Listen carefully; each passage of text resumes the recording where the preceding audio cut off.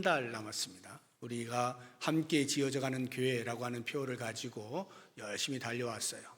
특별히 말씀을 교회 관련해서 어떤 성경보다도 선명하게 우리에게 들려주고 있는 에베소서를 31회 동안 같이 강의하면서 살펴보았습니다. 분명히 이 말씀들을 통해서 우리의 삶에서 교회가 무엇인지 또는 교회가 어떠한 삶을 살아야 하는지 도전을 받았으리라 생각이 들고 감사를 드리고요.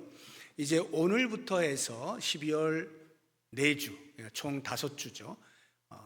2025년 마지막 5주 남아있는 이 기간 동안에는 제가 2026년부터 우리 교회가 지향하는 소그룹과 관련되어진 말씀을 여러분들에게 드리고자 합니다. 5주 동안 드릴 것이니까 그 기간 동안에 소그룹의 중요성이라든가 또는 필연성이라든가 어떠한 소그룹의 형태가 이상적인가 또는 우리 교회에 적합한 그런 형태는 어떠한 것인가, 어떠한 일들을 소그룹 속에서 우리가 소화해내면서 가야 되느냐, 이런 것들 구체적인 방안들을 제가 5주 동안에 제시를 하게 될 텐데요. 오늘은 특별히 첫째 시간으로서 이제 공동체와 관련해서 여러분들에게 말씀을 드리려고 돼요. 왜 신앙인은, 왜 기독교인은 공동체적이어야 하느냐, 좀 협의적으로 표현한다면 왜 소그룹이어야 하느냐 하는 것을 시대적 요청 이전에 성경이 요청하고 있다는 사실을 이제 말씀을 드리려고 합니다. 공동체의 개념이 잘 드러나고 있는 곳 중에 하나가 이제 창조 기사입니다. 창세기 1장과 2장에 나오는 그 창조 기사 속에서 우리가 공동체의 개념을 발견할 수가 있는데요. 하나님께서 6일 동안 천지를 창조하시죠. 마지막 6일째 되는 날에 사람을 이제 창조하시는데, 자연 만물을 창조하신 것과는 달리 독특하게 인간을 창조한 차이가 있죠. 다른 자연 만물들은 전부 말씀으로 창조하십니다. 빛이 있으라 이렇게 말씀하시면 빛이 생기는 거예요. 이렇게 해서 창조되어진 것과 달리 사람을 창조하실 때에는 그냥 말씀으로만 하지 아니하시고요, 특별히 당신의 형상대로 창조하셨다라고 표현을 하고 있습니다. 27절을 보시게 되면 하나님이 자기 형상 곧 하나님의 형상대로 사람을 창조하시되 남자와 여자를 창조하셨다 이렇게 표현을 하고 있는 것입니다. 하나님의 형상, 이 히브리어로는 체렘이라고 하는 단어인데요, 이것을 라틴어로 표현하면, 하나님의 형상을 라틴어로 표현하면 이마고 데이라고 합니다. 그리고 영어로 표현하면 이미지 오브 갓인데요, 제가 이 이마고 데이라고 하는 말을 여러분들이 소개해 드리는 이유는 여러분 책을 이렇게 보시다 보면 이런 용어를 쉽게 발견할 수 있기 때문에 그렇습니다. 그래서 이게 그 뜻이구나 이렇게 이해하시라고. 이마고 데이 신학적 용어로 많이 사용되고 있는 용어입니다. 그게 이미지 오브 갓, 하나님의 형상이라고 하는 뜻을 담고 있어요. 풀어서 이해를 하자면 하나님, 그러니까 원형이 되시는 하나님을 닮았다 이런 말이에요. 하나님의 형상이라는 말이, 그러니까 하나님의 가장 가까운 상태의 존재가 인간이라고 하는 것입니다. 이 사실을 잘 알고 있던 다윗이 시편에서 이렇게 고백을 합니다. 시편 8편 4절 이하를 보시게 되면, 사람이 무엇이기에 주께서 그를 생각하시며 인자가 무엇이기에 주께서 그를 돌보시나이까. 그를 하나님보다 조금 못하게 하시고 영화와 존귀로 관을 씌우셨나이다. 사람을 하나님보다 조금 못하게, 그러니까 하나님의 가장 가까운 상태의 존재로 만드시고 영광과 존귀로 관을 씌워주셨다 이렇게 고백을 하고 있는 것입니다. 우리 인간은 하나님을 닮았다 하는 차원에서 다른 피조물과 구별이 되는 것입니다. 그러면 하나님을 닮았다는 것이 어떠한 의미인가, 어떤 면에서 하나님을 닮았다는 것인가 하는 것을 제가 세 가지를 말씀을 드릴 텐데, 그 첫 번째가 하나님의 성품, 그러니까 성품적 차원에서 인격적 존재로 창조되었다는 말입니다. 이게 무슨 말이냐면 하나님의 속성이 있죠. 하나님은 이런 분이시다, 이런 분이시다 하는 게 성경에 곳곳에 나와 있잖아요. 하나님은 이런 분이시다 하는 속성에 대한 이야기 가운데 우리 인간이 닮을 수 있는 속성이 있고 그렇지 못한 하나님만 가지고 있는 속성이 있어요. 이것을 신학적인 용어로 하나님만 가지고 계시는 속성을 비공유적 속성 이렇게 말해요. 공유가 되지 않는 하나님만 가지고 계신 속성. 예를 들면 전지하시다, 전능하시다. 이건 우리 인간이 흉내낼 수가 없죠. 또는 하나님의 편재, 모든 곳에 계신다, 무소부재라고 말하죠. 이런 부분은 하나님만이 가지실 수 있는 인격적 특성이에요. 그런데 거룩하시다, 자비로우시다, 사랑이 많으시다, 공의로우시다, 이런 것들은 우리 인간이 닮을 수가 있죠. 완벽하진 않아도 닮을 수가 있는 거예요. 이런 것을 공유적 속성이라고 표현을 하는데요. 이렇게 우리는 성품적인 차원에서 인격적인 존재로 하나님을 닮았어요. 두 번째 닮음은 사명적인 차원인데요. 사명, 우리에게 주어진 사명. 하나님께서 온 우주 만물을 6일 동안 창조하신 이후에 그것들을 다스리시죠. 다스리실 때 우리 인간을 대리 통치자로 세우시는 것을 볼 수가 있습니다. 26절 뒷부분을 보시게 되면 그들로 바다의 물고기와 하늘의 새와 가축과 온 땅과 땅에 기는 모든 것을 다스리게 하자, 다스리게 하자. 사람을 만드시고 그 사람으로 그것들을 다스리게 하시기로 작정을 하신 거예요. 대리 통치자로 세우셨다 이 말이에요. 그래서 우리가 방금 전에 시편 8편 다윗의 고백을 들었잖아요. 우리를 사람 하나님보다 조금 못하게 하시고 영광과 존귀로 관을 씌우셨습니다. 놀랍습니다. 이렇게 고백을 할 때요, 그 앞부분을 보시게 되면 하나님이 손가락으로 다 천지를 만드셨습니다. 놀라우십니다. 이렇게 찬양을 하고 그 다음에 우리 사람을 하나님보다 조금 못하게 하시면서 영광을 존귀를 씌워주셨습니다 하는데 그 영광과 존귀의 이유가 무엇인지 그 다음 절에 나와 있어요. 그러니까 시편 8편 6절을 보시게 되면 이렇게 표현을 해놓았습니다. 주의 손으로 만드신 것을 다스리게 하시고 만물을 그의 발 아래 두셨으니, 다시 말하면 하나님보다 조금 못하게 하신 우리 인간에게 하나님께서 온 우주 만물을 다스릴 수 있는 권한을 주셨다, 대리 통치자로 세우셨다. 그래서 너무너무 놀랍고 감사합니다. 이런 고백을 올리고 있는 것입니다. 우리는 사명적 차원에서 하나님의 다스리심에 동참하는 대리 통치자로서의 닮음이 있다 이 말이에요. 마지막 세 번째로 우리가 이제 오늘 집중해서 생각을 하려고 하는 부분인데, 이 세 번째 부분, 존재 방식의 차원에서 우리는 닮아 있어요. 하나님은 어떻게 존재하시느냐 하면 성부, 성자, 성령 삼위 하나님이 하나로 상호 의존적으로 존재하셔요. 한마디로 이야기하면 관계적 공동체적으로 존재하고 계시는 거예요. 이러한 존재 방식을 우리 인간이 그대로 닮았다는 것이죠. 닮았다는 말은 우리 인간도 역시 마찬가지로 공동체적으로 존재한다는 말입니다. 그래서 하나님께서 아담을 창조하신 이후에 창세기 2장을 보시게 되면 잠들게 하시고 갈빗대 하나를 취하여서 그것으로 하와를 만드시죠.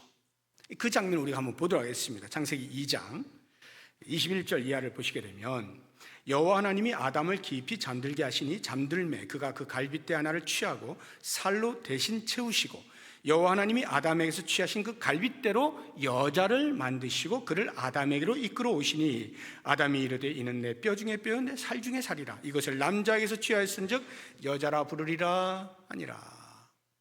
그래서 아담의 갈빗대 하나로 여자를 만드시고 하와라 이름하시고 내 뼈 중에 뼈요 살 중에 살이라, 여자라 이렇게 칭했다 말씀을 하고 있는 거예요. 그러면 하나님께서 아담을 만드신 이후에 왜 또 하와를 만드셨을까? 왜 하와를 또 만드셨을까?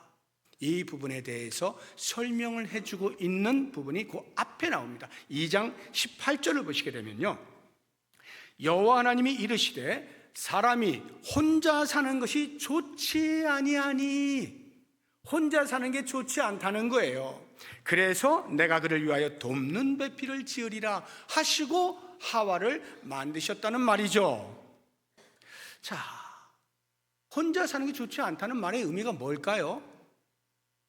원래 사람이 하나님을 닮아서 공동체적인 존재 방식을 가져야 되는데 아담 혼자 있으니까 그게 온전하지 못하다 이 말이에요. 그래서 그 공동체적으로 사는 존재 방식을 따라서 온전하게 만들기 위하여 하와를 세우신 거죠. 이것을 가리켜 돕는 배필이라 이야기한 겁니다. 그러니까 돕는 배필은 남자를 돕는 존재로서의 열등한 존재라 이런 말이 아니고, 혼자 있어 완전해지지 아니한 공동체적 성질을 여자를 만들어서 그 공동체의 방식을 따라서 완전하게 만드셨다 해서 돕는 배필이라는 거예요. 남자와 여자 이렇게 공동체로 존재하는 사람들을 만드신 것입니다. 그렇다고 하면 이제 우리가 생각할 것은 하나님의 형상을 따라서 우리가 지음을 받아서 공동체적인 삶을 사는데, 그렇게 남자와 여자 함께 있기만 하면 공동체이냐, 함께 살기만 하면 공동체적인 삶을 살아내는 것이냐? 그렇지는 않습니다.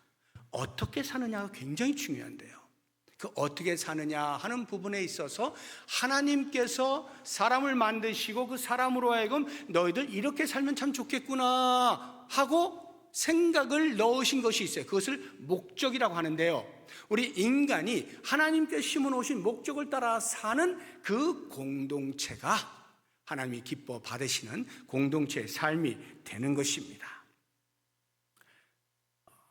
우리가 하나님의 형상이라고 말을 할 때 우리는 하나님의 형상으로 지음받았지만 완벽한 하나님의 형상은 아니죠. 조금 못하게 하시고 이랬잖아요. 조금 못하게 하시고. 그런데 완벽한 하나님의 형상으로 사셨던 분이 계셔요. 누굴까요? 하나님이셨지만 하나님의 뜻을 따라, 아버지 성부 하나님의 뜻을 따라 이 땅으로 육신의 몸을 입고 오신 예수 그리스도시죠. 예수 그리스도는 육신의 몸을 입으셨지만 완벽하신 하나님의 형상이에요. 골로새서 1장 15절을 보면 이렇게 표현을 해놓았습니다. 그는 보이지 아니하는 하나님의 형상이시요 모든 피조물보다 먼저 나신 분이시다. 하나님은 보이지 않으셔요. 그런데 예수님이 육체의 몸을 입고 오셔서 하나님의 형상으로 사셨다 이 말입니다. 히브리서 1장 3절을 보게 되면 이는 하나님의 영광의 광채시요 그 본체의 형상이니라. 예수 그리스도는 하나님의 형상이셔요. 완벽한 하나님의 형상이셔요. 그런데 이 완벽하신 하나님의 형상으로 사셨던 예수님께서 십자가에서 못 박혀 죽으시는, 하나님께서 하라 하신 그 일을 앞두고 전날 밤에 이제 십자가에서 못 박혀 죽으시고 3일 만에 부활하시고 40일 동안 계셨다가 승천하시고 나면 제자들만 홀로 이 땅에 남겨지게 되잖아요. 그러니 예수님이 마음이 아프신 거예요. 그래서 이 제자들 홀로 남겨두고 가셔야만 하는 그 제자들을 위하여 하나님께 간절히 기도하는 장면이 요한복음 17장에 나오거든요. 그 요한복음 17장 11절을 보면 이렇게 기도하는 내용이 나옵니다. 나는 세상에 더 있지 아니하오나 그들은 세상에 있사옵고 나는 아버지께로 가옵나니 거룩하신 아버지여 내게 주신 아버지의 이름으로 그들을 보존하사 우리와 같이, 여기 우리가 누구예요? 성부, 성자, 성령 하나님, 삼위 하나님을 말하는 거예요. 삼위 하나님, 우리와 같이 그들도, 제자들도 하나가 되게 해 주세요 하고 기도하신 겁니다. 여기 그들도 하나가 되게 해달라, 하나가 되게 해달라, 어떤 기도의 내용일까요? 예를 들어서 기계에다가 찍어서 똑같은 상품을 파는 100개면 100개, 1000개면 1000개 이런 상품의 획일화를 말하는 것일까요? 그럴 리가 없죠. 그들도 우리와 같이 하나가 되게 해달라 할 때 이 하나는요, 각 개인은 전부 하나님의 형상을 따라 독특하게 지음받은 걸작품들이에요. 그 걸작품들이 함께 모여서 하나가 된다 할 때의 의미가 뭘까요?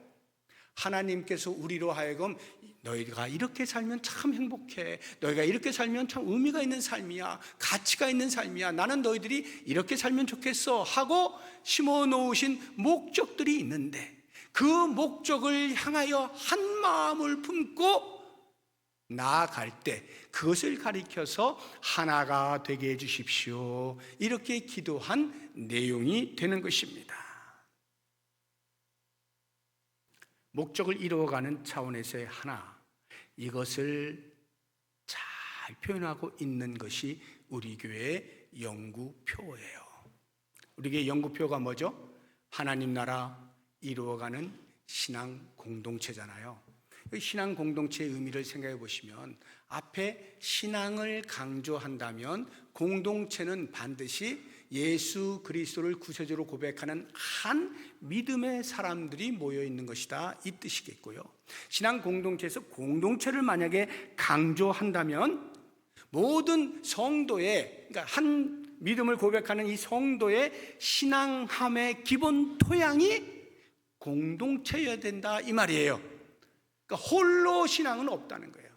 공동체 안에서 함께 신앙생활하는 것, 이게 신앙 공동체라고 하는 말의 의미인데요. 근데 하나님 나라 이루어가는 신앙 공동체라 할 때, 이 하나님 나라는 이 땅에 있는 신앙 공동체가 다가올 하나님의 나라의 그림자로 산다라고 하는 것이고, 모든 교회에 고대하는 바는 하나님 나라의 도래예요. 그 하나님 나라를 향하여 교회가 달려가고 있는 거예요. 그것을 표현하고 있는 것이 가운데 있는 이루어가는이라고 하는 뜻입니다. 다가올 완벽한 하나님 나라를 향하여 이 땅에 있는 신앙 공동체가 계속해서 달려간다, 이루어간다, 완전을 향하여 간다, 이 말이에요. 그럼 어떠한 삶을 사는 것이 이 땅의 교회가 하나님의 나라를 이루는 것이냐 할 때, 그것을 알려주고 있는 것이 우리 교회의 5대 핵심 사역이죠. 뭡니까?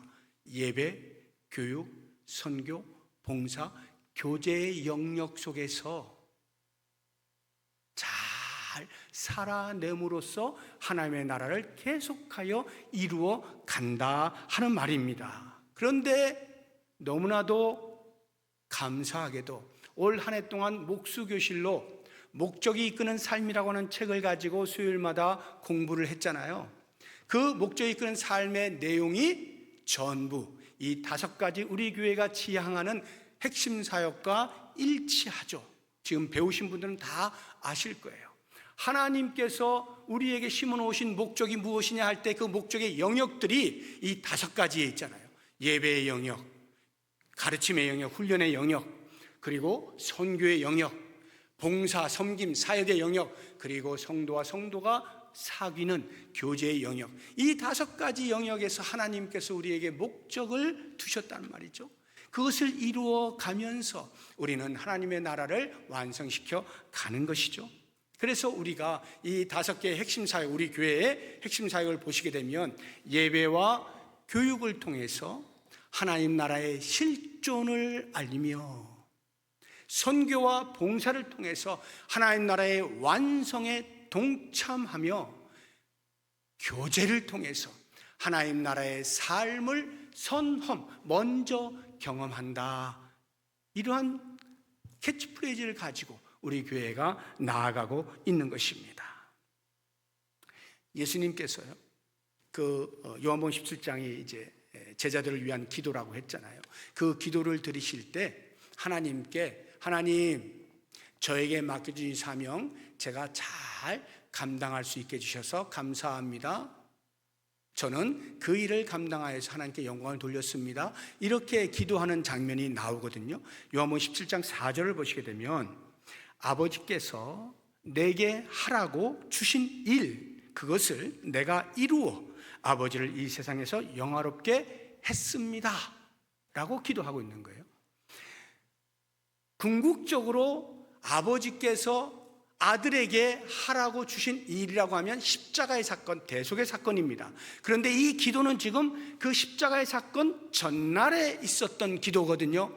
아직 십자가의 사건이 일어나지 아니한데 예수님께서 그 일을 내가 이루어 완성하여 하나님을 영화롭게 했습니다라고 고백을 한다면 과연 이 일이 무엇이냐 할 때 궁극적으로는 십자가의 대적 사건으로 말할 수 있겠지만 좀 더 자세하게 그 요한복음 17장 4절 이후에 쭉 뒤를 보시게 되면 예수님이 제자들과 3년 또는 3년 반 동안 공생에 동고동락 하잖아요. 그러면서 가르치셨던 내용들, 그런 것들을 다 이루었다라는 뜻인데 그 내용들을 정리하면 5가지로 정리가 되는 거예요. 그 5가지가 바로 이 우리 교회의 핵심 사역 5가지입니다.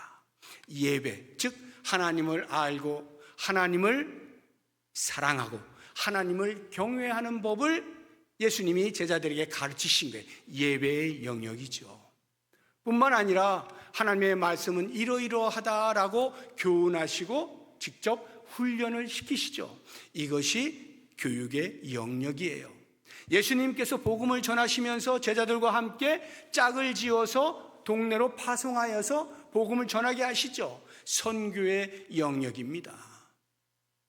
예수님께 직접 허리에 수건을 두르시고 제자들의 발을 씻기시면서 섬김이라고 하는 것이 어떠한 것임을 손수 보여주시죠. 봉사의 영역입니다. 섬김과 사역이 이러이러해야 된다 하는 것을 가르치시고요. 마지막으로 내가 너희를 사랑한 것 같이 너희도 서로 사랑하라 말씀하시면서 사랑하는 성도와 성도의 사귐, 교제가 있어야 되는 것을 가르쳐 주시죠. 이러한 것들이 그 요한복음 17장의 내용을 정리하면 이 5가지로 요약을 할 수가 있게 되는 것입니다. 자, 이제 우리가 지금 인간의 존재 방식 자체가 공동체적이고 그 공동체로 산다고 하는 것이 어떠한 삶이라 하는 것을 말씀을 드렸는데, 그럼 조금 더 구체적으로 이제 왜 소그룹인가? 그룹이라고 하는 것이 공동체예요. 그룹이 공동체입니다. 그런데 왜 소그룹이냐? 왜 소공동체냐? 공동체의 규모를 작게 나눈 게 소그룹이에요. 작은 규모의 공동체가 소그룹입니다. 그럼 왜 소그룹이어야 하느냐라고 할 때 하나님께서 우리에게 심어놓으신 목적, 그 목적에 따라 사는 삶의 점검과 도전과 훈련, 이 모든 것들이 작은 규모의 공동체 안에서 최적하게 발현될 수 있다는 의미입니다. 작은 공동체 안에서 그와 같은 것들을 이루어내는 것이 가장 좋은 토양이라는 거예요. 그래서 소그룹 하는 겁니다. 여러분, 요즘 성도들 가운데서는, 우리 한국교회 성도들 가운데서는 점점 큰 교회, 대형 교회로 가는 경향이 있어요. 왜 그런 줄 아십니까? 여러 가지 이유들 많이 있겠습니다만 대표적인 것 중에 하나가 익명성입니다. 사람들에게 드러내지 않고 내 신앙을 잘 지키겠다.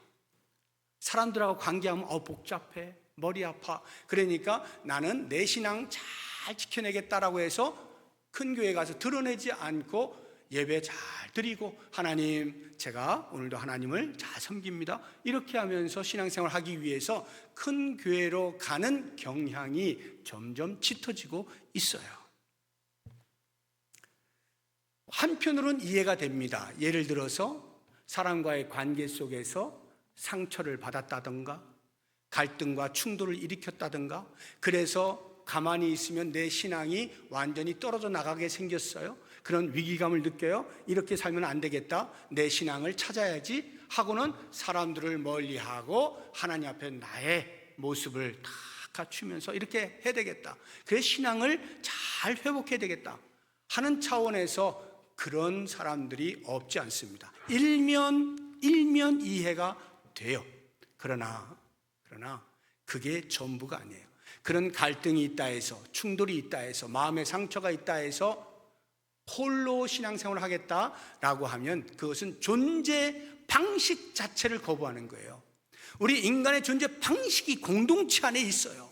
그렇기 때문에 공동체를 떠나서는 신앙생활 자체가 말이 안 되는 겁니다.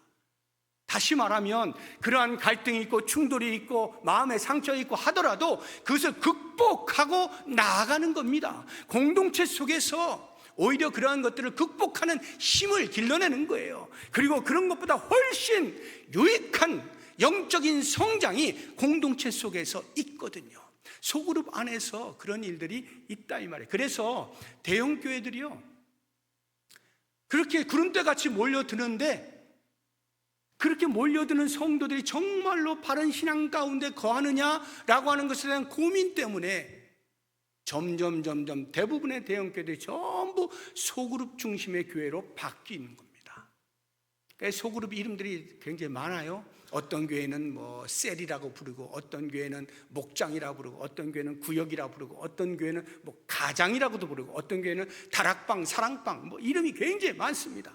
어찌되었건 간에 그러한 이름들을 가지고 소그룹으로 목회가 진행되지 아니하면 진정한 의미에서의 신앙함이 발현되지 아니하니까 대교회들마다 그렇게 소모임에 대한 강조를 많이 하고 있는 시대적 추세예요. 제가 오늘 말씀드리려고 하는 것은 그런 시대적 흐름 때문이 아니라 성경이 우리에게 이야기하고 있다는 사실을 인지하자라고 하는 것입니다. 그래서 소그룹 모임은요, 결코 프로그램이 아니에요. 이거는 별로 나하고 안 맞아, 선택할 수 있는 게 아닙니다. 우리가 예배를 선택하지 않죠? 왜? 예배가 신앙의 본질이라는 것을 알기 때문이에요. 마찬가지로 소그룹으로 모이는 이 모임이 본질입니다. 신앙의 본질이에요. 정말로 하나님 앞에서 바른 신앙을 살고 싶은 마음이 있다면 이 소그룹을 통해서 하나님이 주시는 은혜들을 누려야 되는 거예요. 말씀드린 이런 5가지 목적들이 이 소그룹 속에서 제일 잘 구현될 수 있다 이 말입니다. 그래서 소그룹을 통하여서 부정적인 일들이 발생할 수 있는 현실이 있음에도 불구하고 구더기가 무서워서 장을 못 담그는 사람은 없는 것처럼, 우리가 그렇게 일시적으로 나타나는 부정적인 현상들 때문에 소그룹 자체를 부인하거나 거절해서는 안 되는 것입니다. 이것은 우리가 신앙함에 있어 본질이라고 하는 것 꼭 기억하셔야 돼요. 그래서 소그룹을 통하여서 우리의 신앙의 성장을 꾀하고 유익을 꾀하되 나 혼자만이 아니라 사람과 사람이 함께 모여서 함께 위로하고 격려하고 나누고 돕고 도전하고 그러면서 함께 성장해 가는 이것이 소그룹이다 하는 것을 꼭 기억하시면서 우리 교회가 내년부터 본격적으로 한 5년 정도 제가 계획을 하고 이 소그룹의 정착을 위해서 에너지를 쏟으려고 합니다. 우리 성도 여러분 모두가 마음을 모아서 이 일에 이것이 우리의 신앙의 본질이구나 하는 것을 인식하시고 예배 못지않게 본질로서 소그룹에 대한 인식을 하시면서 함께 성장해 갈 수 있는 은혜가 있기를 주의 이름으로 부탁드립니다. 이 시간에 우리 말씀을 생각하면서 같이 기도하겠는데요, 온 성도가 소그룹 모임에 적극적으로 참여할 수 있게 해주십시오. 기도해 주시고요, 소그룹 모임을 통해서 영적인 성장과 유익을 경험할 수 있게 해주십시오. 그리고 소그룹 모임을 통해 삶의 목적, 하나님이 심어놓으신 삶의 목적을 이루어갈 수 있게 해주십시오. 이렇게 다 같이 통성으로 기도하겠습니다. 하나님 아버지 감사합니다.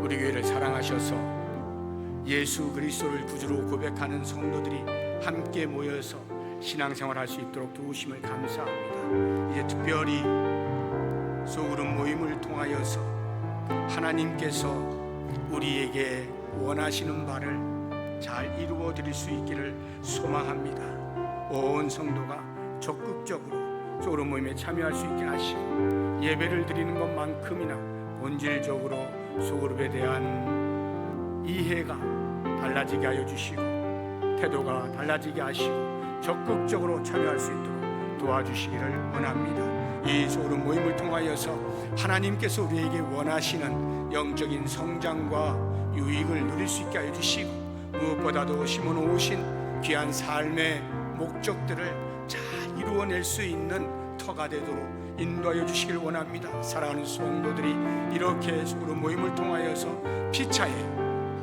도움과 위로와 격려와 도전과 함께 성장해가는 은혜를 누릴 수 있게 하여 주시고 설령 그러한 소그룹 모임을 통해서 부분적으로 일어나는 부정적인 요소들이 있다 하더라도 두려워하지 않게 해주시고 오히려 믿음으로 극복해낼 수 있도록 도우시고 하나님께 주시는 영적인 풍성함을 마음껏 누릴 수 있는 귀한 소그룹을 만들어가도록 도와주시옵소서.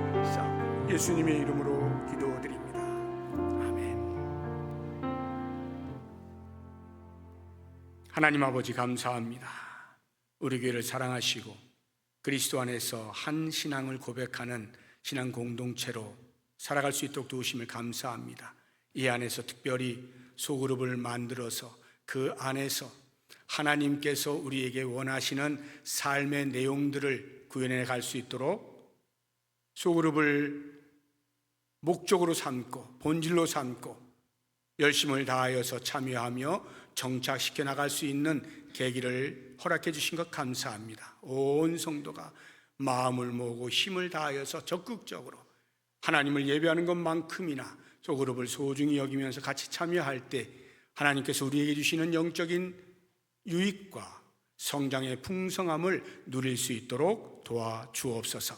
예수님의 이름으로 기도드립니다. 아멘.